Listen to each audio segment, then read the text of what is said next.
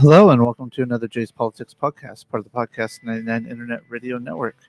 You can reach us at podcast99.org or you can reach us at jpoliticspodcast at gmail.com or me directly at jpolypodcast, that's with an I, on Twitter.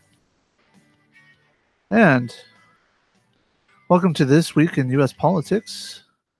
Episode 23 now is what we're at here. And thought since this week was the vote for the primary elections, I thought we would go over that this week. A lot of interesting things have happened. I haven't had a chance to get a good look of the results, but I figured, what the heck, why not take a look and see what we can find out? As a matter of fact, while I am talking, I am going to see if I can see the results from the Secretary of State's office here in Washington State. State primary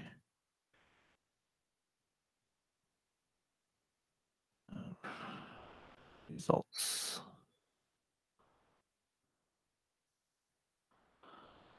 All right. Well, this is from the Associated Press. I guess I could go with this. Not what I'm exactly looking for, but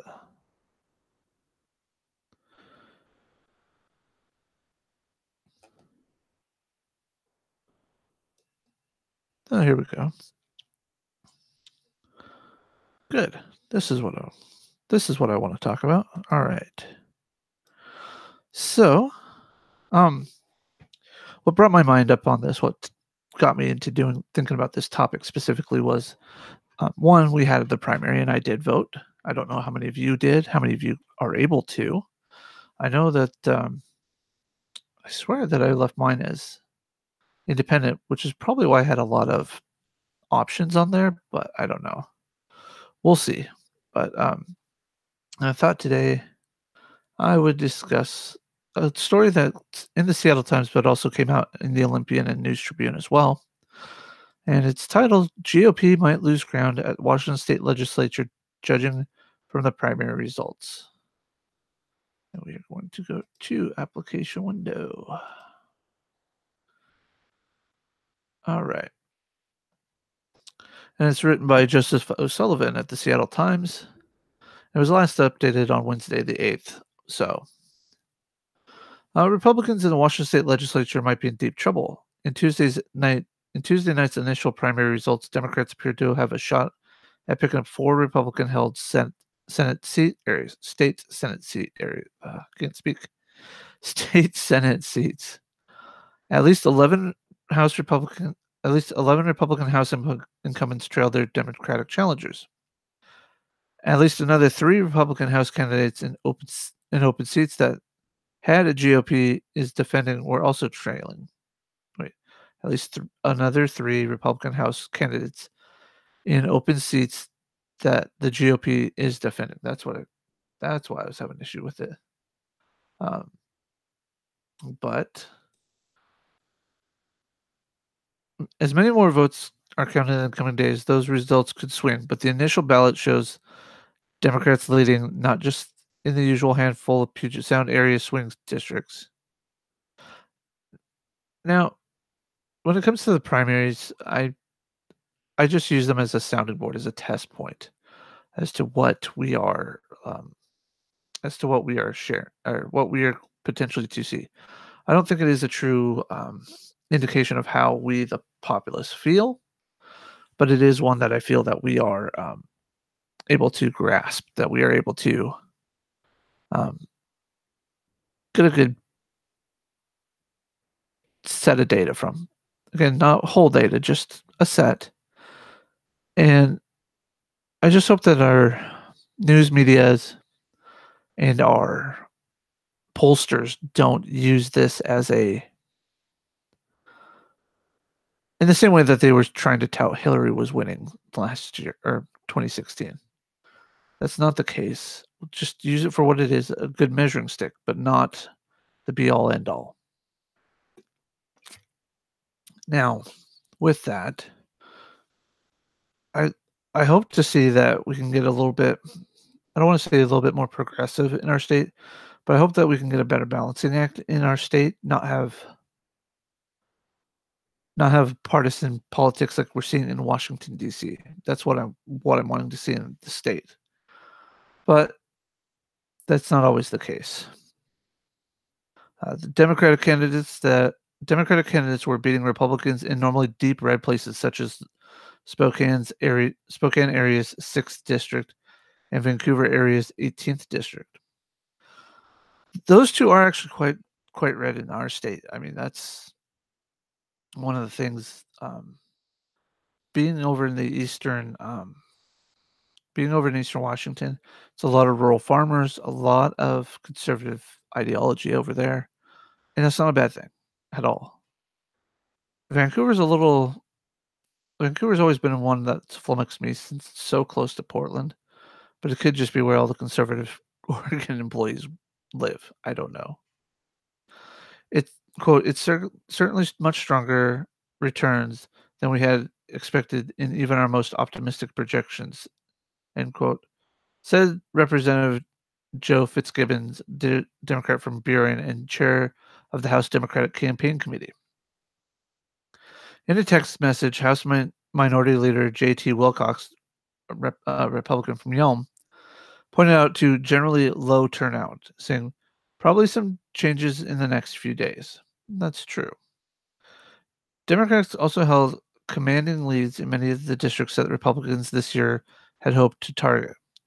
In the 26th district on the Kitsap Peninsula, Democrat Emily Randall led Republican Marty McClendon 51 to 45. Independent Bill Sheldler, wow, cannot speak today. Sheldler had less than 3% in that race to succeed Senator Jan Engel, Republican Port Orchard. The GOP has kept Democrats recently to a 50 to 48 state House majority until a 2017 special election 4 years held a slim Republican Senate majority. Currently, Democrats are controlling the Senate 25 to 24. In the closely watched 30th District of Federal Way, Senator Mark Milos Sakaya, Republican of Federal Way, had about a 48.5% of the vote, with Democratic candidate Claire Wilson bringing in about 38.5, and Democratic Tirza Idahosa with about 13%. Now, I'm not a statistician. I'm not going to be able to say for certain what all these numbers are going to indicate. However, in a definitive and authoritative way. However, I can see what the press is trying to roll here with, what they're trying to indicate the storyline to be, is a how do I want to put it?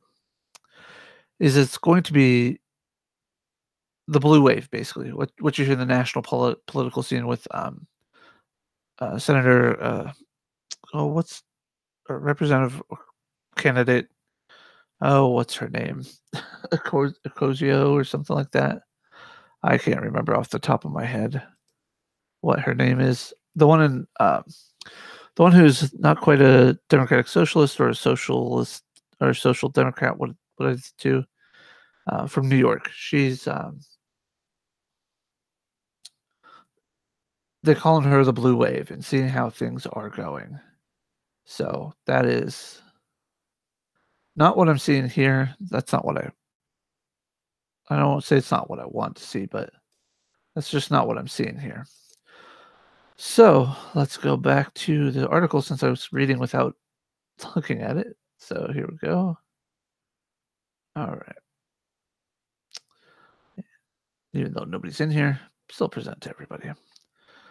So in the 42nd district north of Bellingham, Senator Doug Erickson, Republican of Ferndale, held 46% with the Democratic Pinky Vargas at 29%, with Democrats Pinky Vargas at 29% and Tim Ballew at 25%. Both Republican House members in that district also trailed their Democratic challengers. So what they're showing here, what they're saying here, is that the blue wave is coming. I don't, again, I just don't see it that way. But it is, how do I put it? It is possible that we are going to see that shift, at least at a state level here. Let's see here. In the Spokane area, 6th district, the race to replace retiring GOP Senator Mike Baumgartner has Democrat Jessa Lewis at 51% with Jeff Hawley at 49%. Meanwhile, two Democrats are leading in the 11-way race to replace Washington State Senate Democratic Majority Leader Sharon Nelson of Maury Island in the 34th district. 11-way race. Wow. As of Tuesday evening's initial votes results, Joe Nguyen, I cannot speak with those names today, is about 28%, and Shannon Braddock is about 27% in the top two primary for the 34th legislative district, which includes West Seattle, White Center, Vashon Island, and part of Burien. Braddock is the deputy chief of staff for King County Executive Dow Constantine. Nguyen is a senior management manager at Microsoft. In the East Side's 48th district, Senator Patty Coder, Democrat of Bellevue, faces a challenge by a former Senate Majority Leader Rodney Tom. Coder on Tuesday evening had 59% of the vote, with Tom at about 30% of the vote, and independent Bill Hurt at 11%. Okay. All in all, I think this isn't. Again, all in all, it's made to sound a lot worse than it is as far as for Republicans go, because again, the results are pretty slow in coming in. But this is what I wanted to see. Oh, good space guy did not get as many votes as I thought he would. So Jared, if you're watching this later, your guy didn't get his votes. I'm sorry, man. He only got, as of today, at the time I recorded this at 11:13 p.m. Eastern, 8 p.m. 13 Pacific, he's only got 66,510 votes. Incumbent Maria Cantwell, though, is still doing pretty well, with looks like the majority of the vote in as being 880,116 out of a total so far counted of 1,601,148.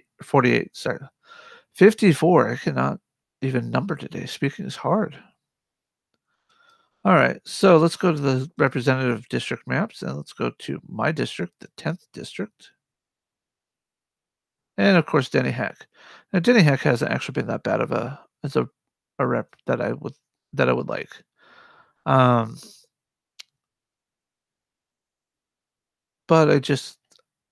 I myself, I did vote for Denny. I'm not gonna lie here. I just don't think that he needed a change. So that's it for my federal. Let's go. Come on, let's go to legislative. All right. So here we go. We can look at all these districts if you want to. I'm going to actually go back and link the main page there. But you can see, and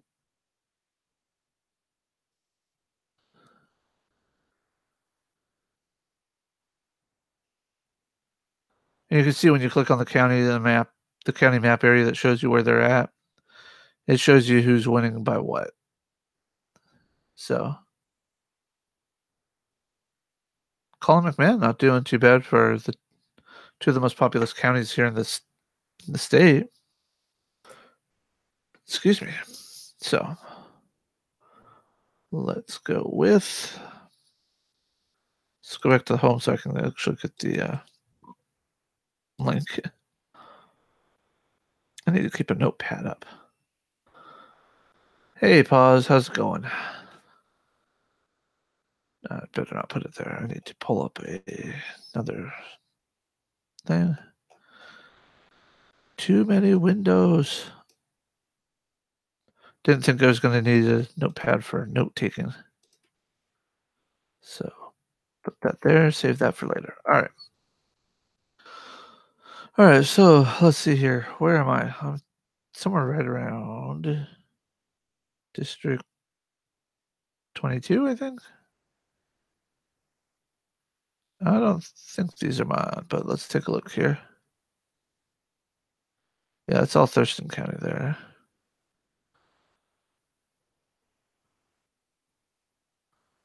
That one didn't look familiar either. That's probably also Thurston County. Yep. Let's go back. Go back. Trying to highlight the county that you really want. Oh, here we go.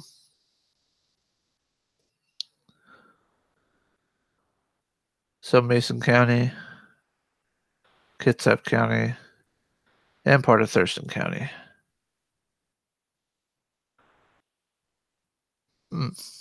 Really surprised that Irene Bowling is giving Tim a run for his money.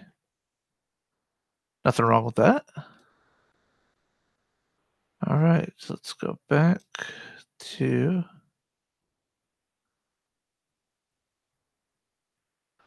does it have a senator? Oh, yes, there we go.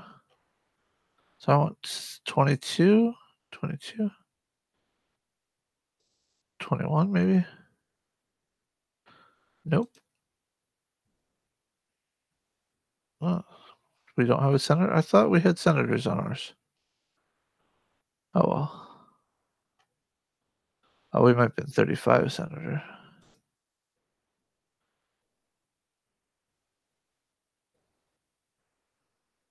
I thought I already looked at that one. All right, well, let's go back to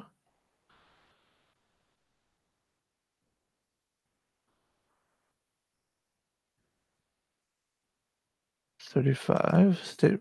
All right, here we go. Well, as you can see with State District Representative 1 for State District 35, Representative number 1, Dan Griffey's pulling out a win so far. Back that up, go to number 2. And, oh, Daggett is winning so far. Very slim margin there. That's pretty interesting. Let's take a look at the judges. View all judges on one.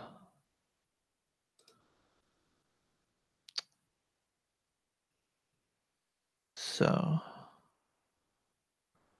Island County. Welcome. Huh, all right.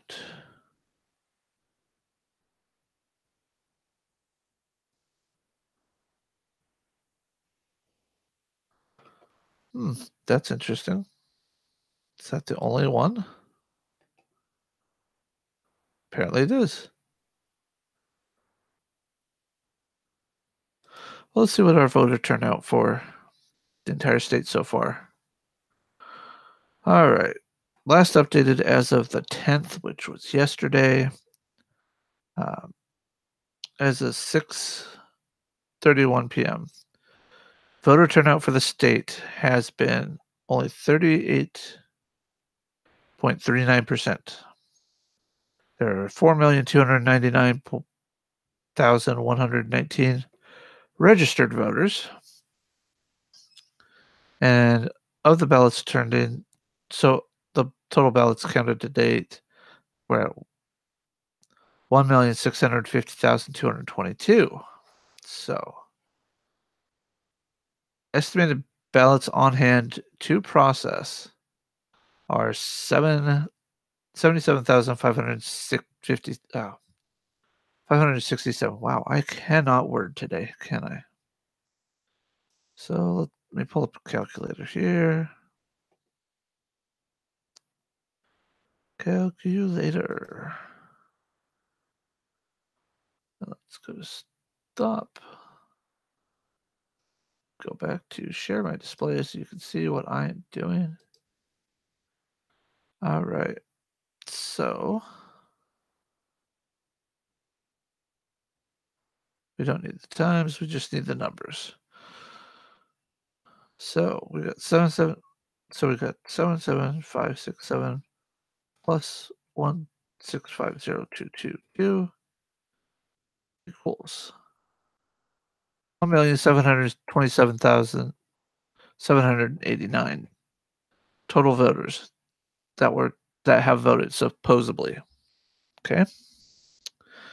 Now divide that by the 404.299,119 equals. So we only had 40.189% of the voters in this state turn out to vote. You'd probably round that up to 40.2. So still, it's not that great of a turnout, and that's the problem with primaries, especially if there are not enough independent candidates or non-regular party candidates. It makes it hard for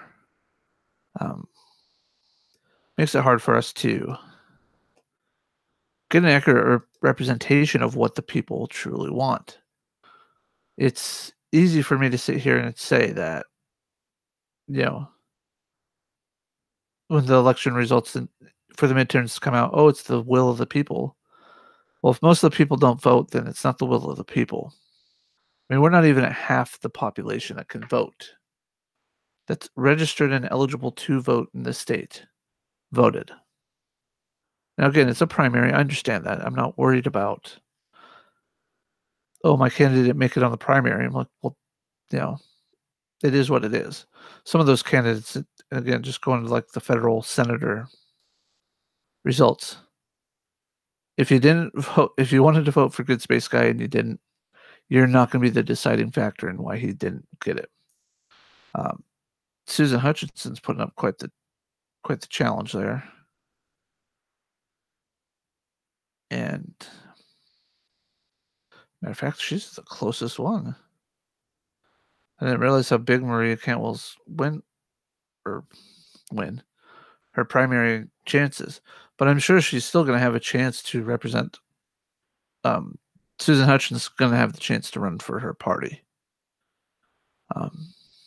Looks like Thor will run for the independents. And what I find odd about this system that we're using as we're using ours, the state of Washington has predominantly been a primary. When it comes to the primaries, you vote for party. It's party specific. So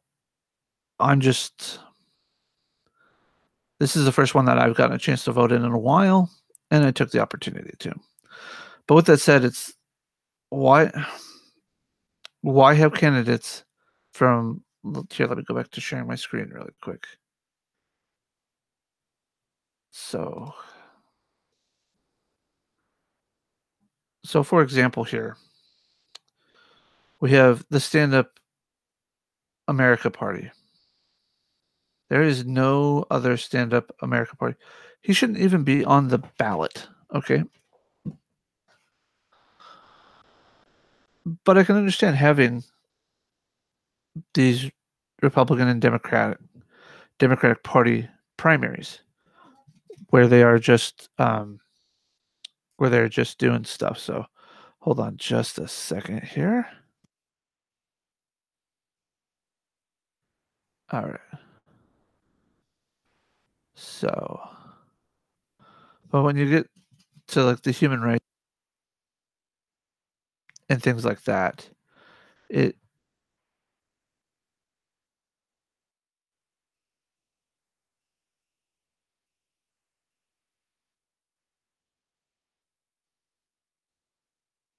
when it comes to these, FDFR parties, things like that, they shouldn't have to run in the primary for a position that there's nobody else to run against. It should literally just be between the Republican Party candidates and or any party that has multiple candidates running for a position. That's fine. That is what these primary elections should be about. That's what these that's what this should all be about. However, what we don't see, what we don't what I what I think was a waste of our taxpayer dollars here in the state are the things like the Freedom Socialist Party. He's gotten 6,783% of the vote. Those people weren't gonna vote for I'm just running in circles now. I just realized I'm talking in circles. Anyways, um, we have to, as a group, um, we as a group have to go through and look at what we're paying our voting about. So let's see what's on the. Let's see. Well, I want to see what's on going to be on the next ballot. That sucks. Voters, yeah, yeah. I've already done all that. Voters guide. Let's see. Do we have a voters guide? I don't want the primary. Yeah, it's got the primary. Whatever. All right, let's take a look and see if petition status. All right, so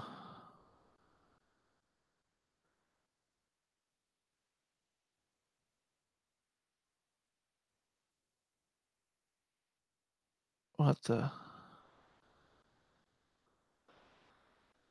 All right, so concerning firearms, it's qualified.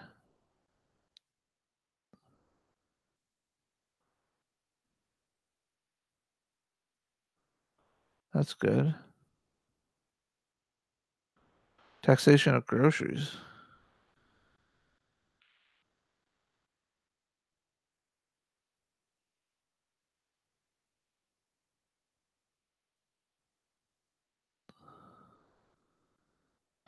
Oh, another Tim Eyman one. All right. Oh,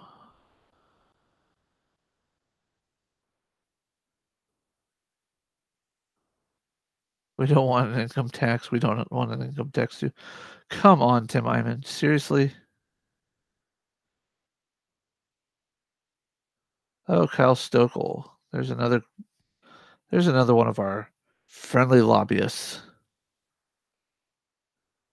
All right, let's see here.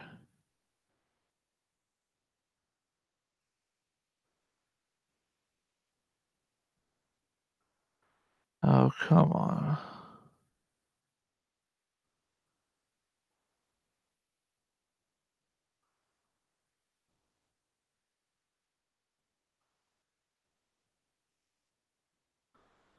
What taxation of groceries?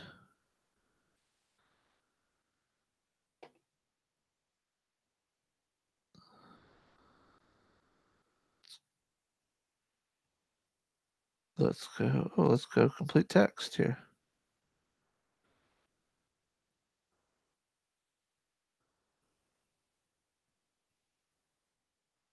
That's not what I need to look at. Let's go to their website to see what it says. No, I do not want to sign up. I just want to look at this. Local governments across Washington are looking to raise revenues, and one idea they're looking for is new taxes on food and beverages. Pe- People feel taxed enough and can't afford new taxes on what they eat and drink. Oh, don't get me started on this. Okay, this one, this one, I have to stop presenting for this because here in the state of Washington, now granted, I've swapped out the bottle top on here, but this bottle of Dasani water, I bought it at my grocery store for 99 cents with a savings. Okay. I paid $1.08 for this bottle of water. $1.08 for a bottle of water. Now, I don't have a comparison because I don't drink the stuff. It's nasty. But iced coffee, your Frappuccino, your bottles of Frappuccino, they're not taxed. Why? Why is that the case? This is inherently more beneficial to you than that bottle of iced coffee. but this is taxed. This right here is taxed. Now, granted, here at my house, we pay for water service through like the Culligan type programs, whatever, where you get bottled water, you put it in, it's nice and cold as soon as it comes out. You don't have to worry about ice too much, things like that. But that's not the point. The point I'm trying to make here, the point I want to make here is that I almost signed this initiative. I almost did, but I did not. Because all the information I was able to get from the people who talked to me about it was very vague, not very nuanced. So let's see if we can pull this up. Don't copyright strike me, guys. I'm trying to critique this.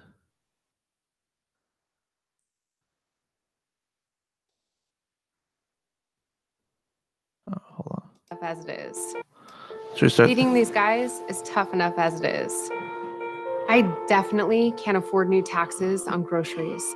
But look at what happened with the huge new beverage tax in Seattle. And other cities in Washington have recently looked to pass some. Okay.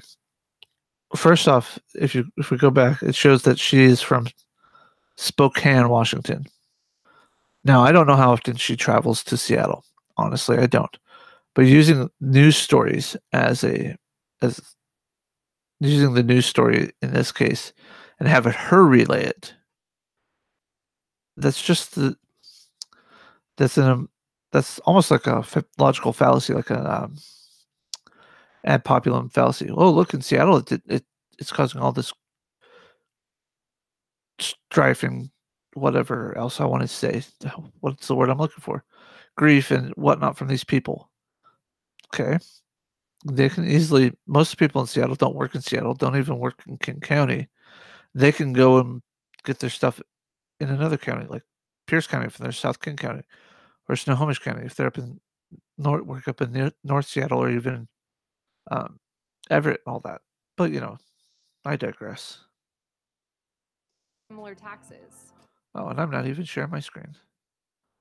Let me go back and I know this is going to seem like a repeat to you guys, but I'm going to go back, share my screen. Feeding these guys is tough enough as it is. I definitely can't afford new taxes on groceries. But look at what happened with the huge new beverage tax in Seattle. And other cities in Washington have recently looked to pass similar taxes. Once they reach into our grocery cart, where does it end? And that's why I'm supporting this initiative, before local governments can put new taxes on any of our groceries. Everyone should vote yes on 1634 to keep our groceries affordable. And again, my point with this is that it is an issue of ad hominem attacks on the Seattle beverage tax, which I haven't even read a whole lot on. I just know that they're paying more for their sugary beverages than anything else, than everywhere else in the state. And our customers, they're like family. But here's what I worry about. Washington State doesn't again, another Spokane area group. If you look at their site, let's see here. Frequently asked questions. Let's go there. Grocery taxes hit working families the hardest, cost the state jobs and cost the state jobs in vital parts of our economy. While Washington state government doesn't currently collect taxes on food and beverage, there's a loophole in the law that lets local governments impose taxes on groceries. Seattle City Council exploited this loophole in 2017 to pass a tax on beverages. The tax raised beverage prices astronomically, but the prices on other products also went up, including juice drinks, teas, coffees, kombucha, and almond milk. Again, it was the tax in Seattle that the city council used was a sugar tax. That's what it was. Recent Oxford economic study found that in Philadelphia, after implementing their controversial beverage tax, nearly 1,200 were affected, Wait, 1,200 people were affected? Or products? That makes no sense what they're saying there. GDP fell by 80 million, and labor income dropped by 54 million. Or are they saying that 1,200 beverages were affected? The context of that doesn't make sense to me. I mean, I could be wrong. Honestly, I could be. But wow, what an example this is. I mean, a recent Oxford economic study found that in Philadelphia, after implementing their controversial beverage tax, nearly 1,200 were affected.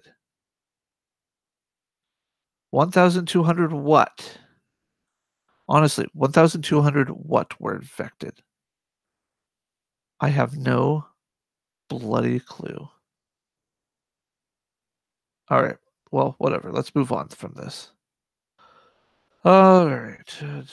Job losses impacted the retail, manufacturing, and transportation sectors.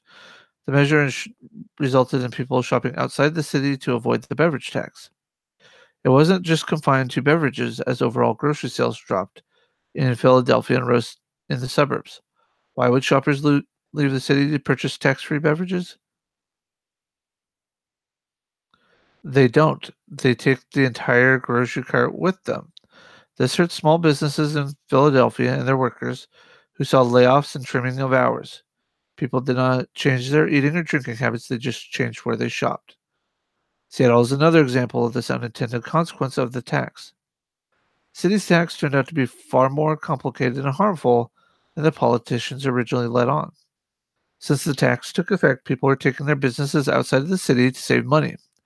Owners of neighborhood groceries, markets, food trucks, takeout spots, and restaurants are experiencing a significant drop in sales due to the beverage tax. For businesses that have lived off small margins, this impact has been devastating. Okay. No, nothing in this initiative would terminate or reverse the revenue streams that have already been passed by local governments. Okay. I like how they use the Washington food industry has a SKU code. That's pretty funny. Sorry, just distraction. I understand the intent of this initiative. I really do. And again, it's even here, it's not providing the answers that I'm looking for. I think even trying to read the initiative would probably just make me lose my mind. Because this is the initiative short title, keeping groceries forward. Whereas access to food is a basic human Washington, whereas keeping the price of groceries as low as possible improves access for food to all Washingtonians. Whereas taxing groceries is regressive and hurts low and fixed income Washingtonians the most, and whereas working families in Washington pay a greater share of their family's income in state and local taxes than their wealthier counterparts. Now, therefore, purpose of this chapter, alcoholic beverages means the same. Groceries means any raw or processed foods or beverage, or any ingredient thereof, intended for human consumption except alcoholic beverages, marijuana products, and tobacco. Groceries are included but not limited to meat, poultry, fish, fruits, vegetables, grains, breads, milk, cheese, other dairy products, non-alcoholic beverages, kombucha with less than 0.5% of alcohol by volume, condiments, spices, cereal seasoning, leavening agents, eggs, cocoa teas, and coffees, whether raw or processed. Screw that. Processed pre-made coffee needs to be taxed. If my soda, my energy drinks, etc.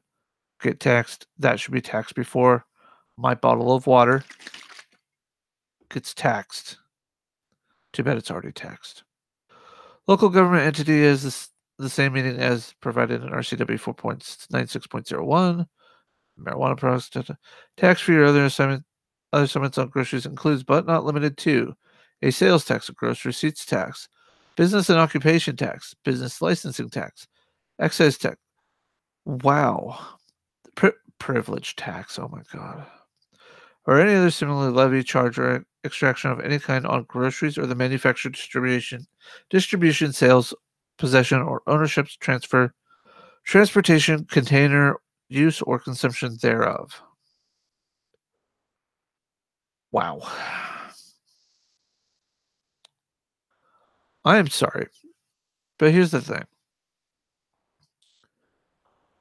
I understand why the city of Seattle wanted to raise the price of sodas, of sugary beverages. We as a nation drink a crap ton of that junk, me included. You can't see it, but I'm raising my hand. Here, I'll even stop. I drink way too much of that crap myself. But it is a choice. And if I lived in an area where they decided to tax me and I didn't work outside of that area, I wouldn't go driving half an hour, 45 minutes, if not longer, depending on traffic. You know, I-5 is a bear. Even the Highway 99 can be. I wouldn't go out of my way to not buy my products. Would I buy in bulk more? Save a bit? You know, go to Costco? Probably. Would I go to my local mini mart and pick up a quick bottle that's, you know, this size? Probably not. But the point I'm trying to make is that the state is not responsible to the cities. The cities are responsible to the state. And if the cities can't make their part, you know, for having land set aside for them, etc., from the state, then they're not going to be able to run their business, which means your roads aren't going to get repaired, which means your services aren't going to be repaired or serviced or anything like that. I mean, that is truly the biggest culprit in all of this, is that we as a society aren't willing to look past our own noses and look at the bigger picture of things. Yes, is it hard for me to pay for groceries as a household? Yes. But I still do it anyways. It's just we don't spend as much on other things that we want to spend on. I don't need, you know, $30 steaks. You know, I don't need surf and turf every week. I don't need surf and turf every month. I don't need that special sticky rice when, you know, plain jasmine rice works, etc. You know, you name it, you know, I don't need it. But that doesn't mean that you aren't that you, as a citizen, aren't responsible for your own shopping habits. So take it for what it's worth. Take it what you take it to mean what you want it to mean. That's your choice, not mine. But we shouldn't rally against our, you know, municipalities to provide to us with anything if we're not willing to pay for the tax. You know, I know, was it my first summer, second summer, 2016. Hey, Lord Croc Squirrel, how are you doing today? Um, I know my local municipality here wants to help get a pool built for us. Part of the YMCA that we're trying to get in, I guess. I don't know the full understanding, and at the time I literally was not looking into local politics that much. But there was a fundraiser, you know, the community donated to it. But I believe part of the property taxes recently are going to go to help make sure we get that. Yeah, I gotta check out part of your stream today, Lord Croc Squirrel. I just didn't get a chance to comment. I was driving. Sorry. But when it comes to the various initiatives that we have here in this state, we need to really, of course, Iman's involved in it. Sorry. I mean, as you can see here. So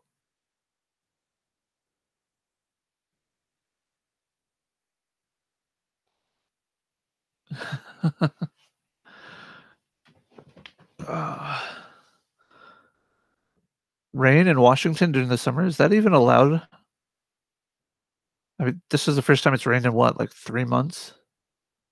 But my biggest thing about all these initiatives, how much I see reoccurring names on things.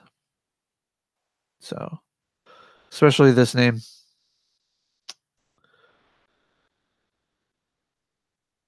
We don't want income tax. Okay. Let's see. Let's go up to that income tax.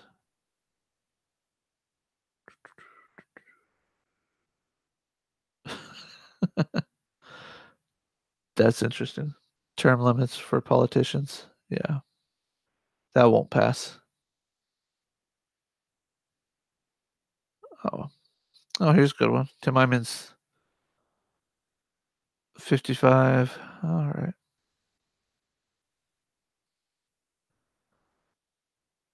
Oh, yeah.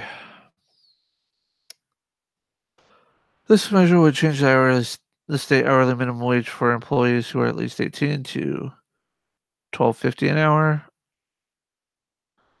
I thought we passed something like this last year or the year before.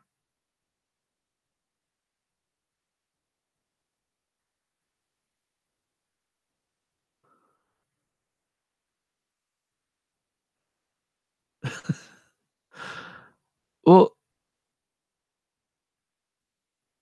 correct me if I'm wrong, Lord Croc Squirrel, but I think we passed a measure that actually made the $15 happen by 2021. So is this just him to give business owners a chance to spread it out later? Gosh, time to go do some digging. Washington State.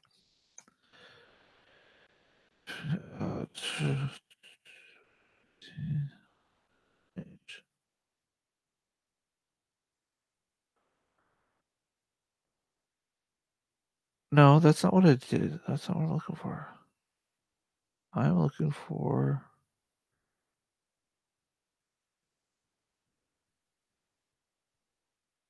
No, that's.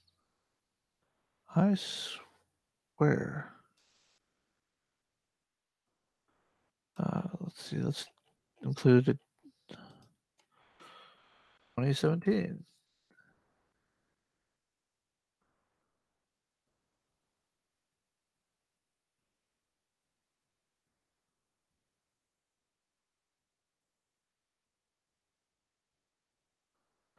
Here we go.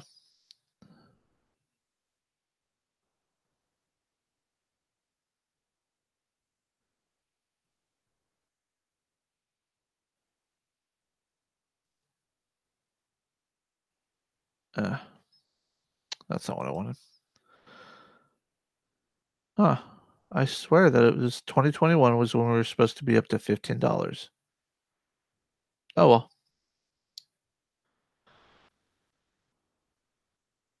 But I mean, the way it sounds is that this is supposed to spread it out to help the businesses a little bit better. Because just looking between the two, you've got 12.50 in 2020, and on this 2020 is supposed to be 13.50, so saving $1. Oh, Tim Eyman, you sneaky, sneaky bastard.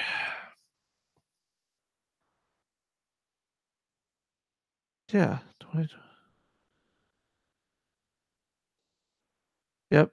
In the hands of not the politicians, but in the hands of the business owners, which might as well be the politicians, actually, in this case. Bring back $30 car tabs.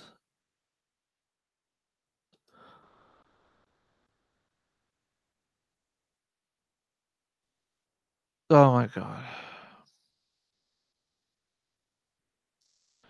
So he's got like 3 different initiatives on all this stuff.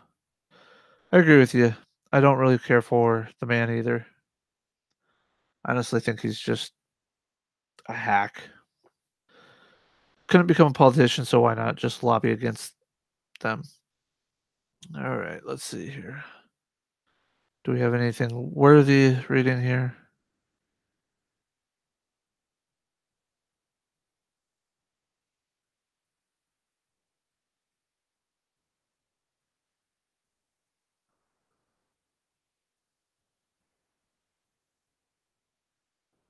An act relating to the state and local income taxes, adding a section to Chapter 43.13 RCW, reenacting and amending RCW 36.65.030, add new section to 36.16. The legalese.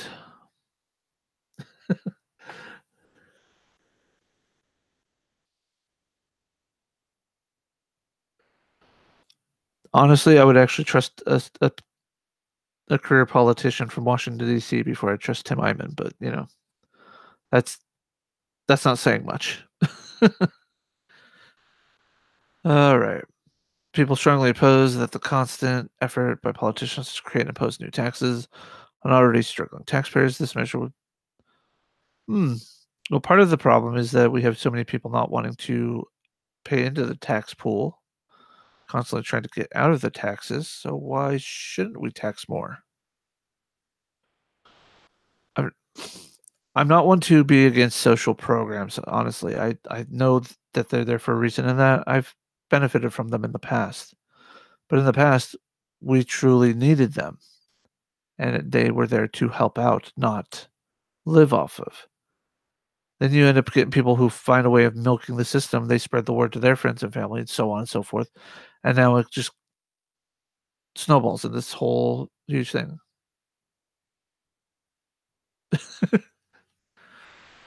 Uh, but the hard part that I have with the social programs is not their existence. It's not having to pay for them. I don't mind paying for them. It is like I was just saying, it's the abuse of the system. I personally live with me and my wife. My wife doesn't work. She's trying to find work. Didn't qualify for unemployment, so no unemployment benefits for us. But we don't qualify enough. But I make too much money for food stamp benefits for me and her. Kind of sucks, doesn't it? I think we get a total of $16 an hour. Or 16 an hour, $16 a month. Yeah.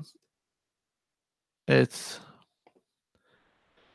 is crazy.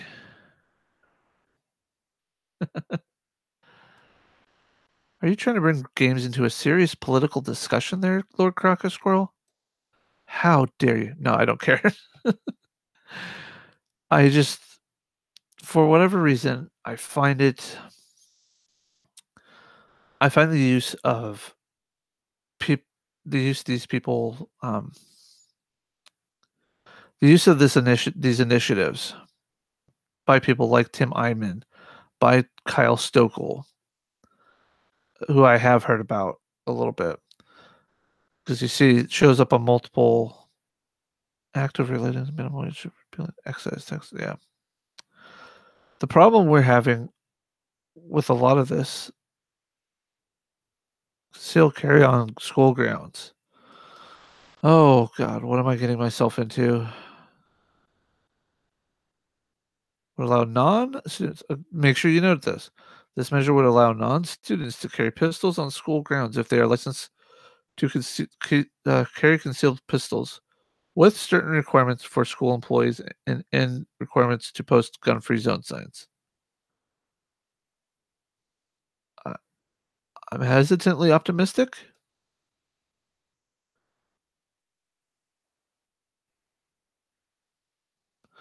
An actor. Sorry, reading out loud. This initiative would have been the current revised Code of Washington, RCW, for those of you that don't know.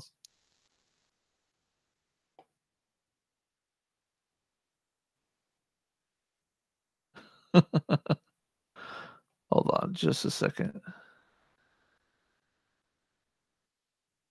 do I? Try posting that link again there, Squirrel.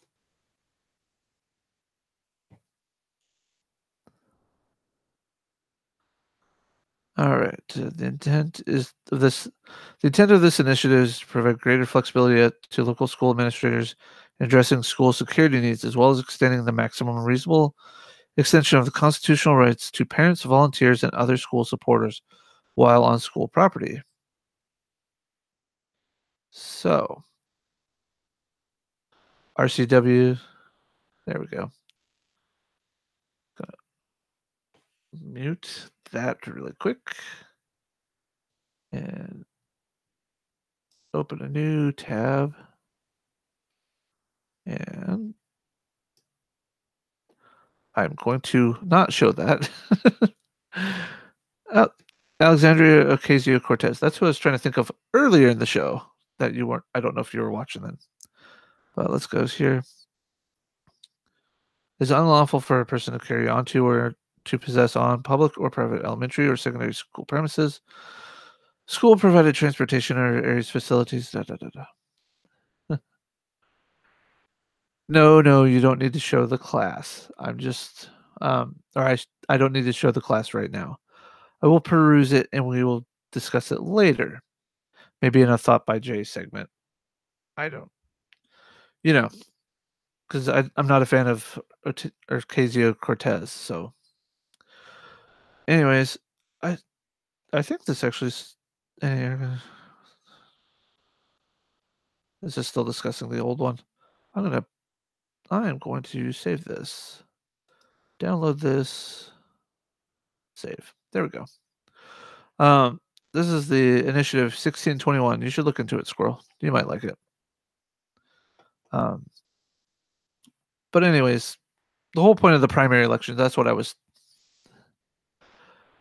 one of the whole point of me talking about the primaries this week is that showing how the Democrats are supposedly winning. And again, this was an article that was last updated the close of business the day after the primary ended. I find it laughable that they're trying to make that prediction that, with the primaries and the Democrats beating out a lot of these incumbents or making it a tighter race makes it hard or makes it harder on the Republicans. No, it doesn't. What it makes is it means that people are actually trying to vote. However, like I said, if all the total votes submitted get counted and they are all 100% valid ballots and votes, we're looking at only 40.018 or 40.0. Actually, I think it was 40. Yeah, 40.02 or 40.02 or 40.018. However you want to do it.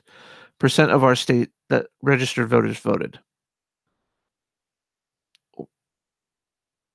If you're not going to vote on, and then I don't want to say on a regular basis, because I mean there are just some ballots that just do not affect me, and I choose not to vote on those. But when I think about it, if you're not going to vote on the primaries that you're allowed to vote on, if you're not going to vote on initiatives that you should be voting on, don't come complaining to everybody else when you don't like the way things turned out. People, I still hear people complaining about how Hillary didn't win the election fairly because, the Electoral College. It's because they don't understand how the Electoral College system works. It's also the one vote, the one person, one vote national initiative. I'm sad to say that the state of Washington actually backs that. So, however our state votes the majority, that's where our electoral votes are going to go. Which that part I'm fine with. However, we can't make it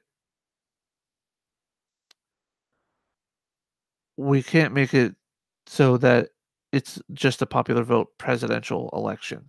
And I think that's what that's the person of the national one vote, I think is what it's called, is supposed to be doing. It's not the point. What is it?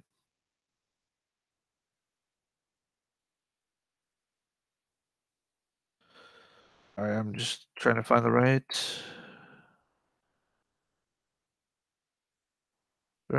okay. National.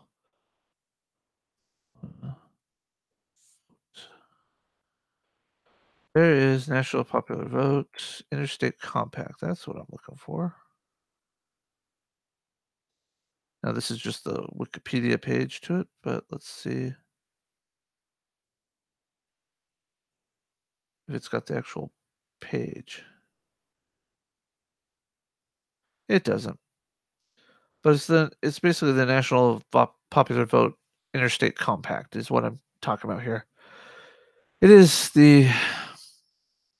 we need to stay away from that, but that'll be a topic for another time. So, thanks for watching. This has been another This Week in U.S. Politics, part of the Politics 99 radio network. And you can reach me at jpoliticspodcast at jpoliticspodcast@gmail.com, not at podcast99. You can hear me on podcast99.org throughout the week. And you can reach me on Twitter at jpolypodcast. That's poly with an I, not a Y. Not into polygamy. You guys have a wonderful weekend. Enjoy the rest of your week. Hopefully it's not too hot. Take care.